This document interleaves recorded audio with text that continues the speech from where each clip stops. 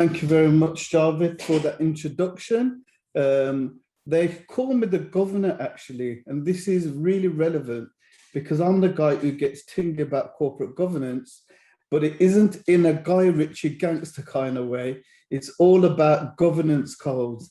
Let me start off by saying that we've had enough reports over the last 20 or 30 years. What we've got to do is demonstrate that we want to see change. We've got to move the dial on diversity and inclusion, particularly around race.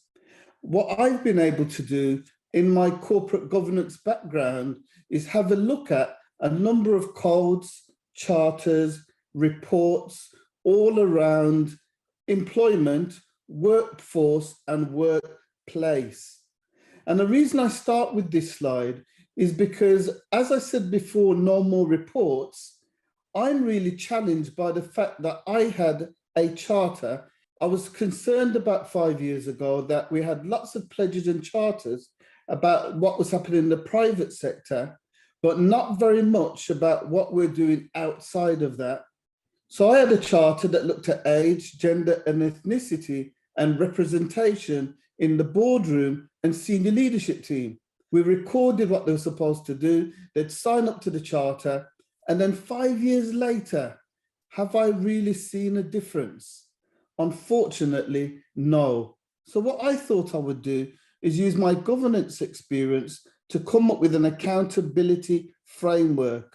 So McGregor Smith, really good 24 recommendations that we can do. Another dozen or so when we go to the Parker Review for the private sector. Business in the Community, which uses McGregor Smith, has got a couple of reports that have got another 12 recommendations.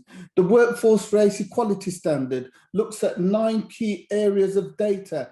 All of this is there. We don't need to do anything else but use what we've got.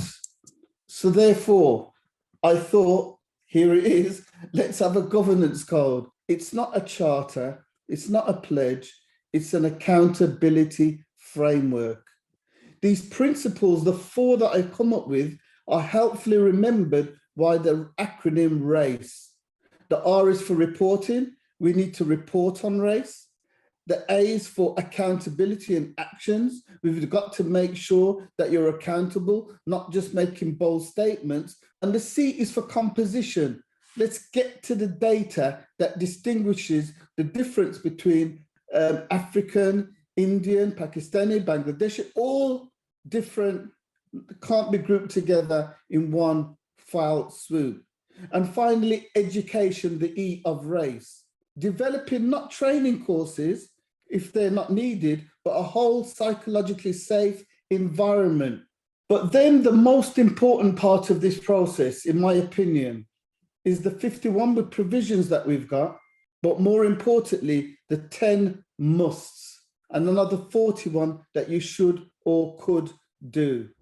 So in conclusion, why would you as an organization sign up to the big promise? You see, as I said at the beginning, I get tingly about corporate governance. And if there's a solution there that helps us to talk about leadership and governance, that's why I decided I wanted to sign up. And I think that's where we start.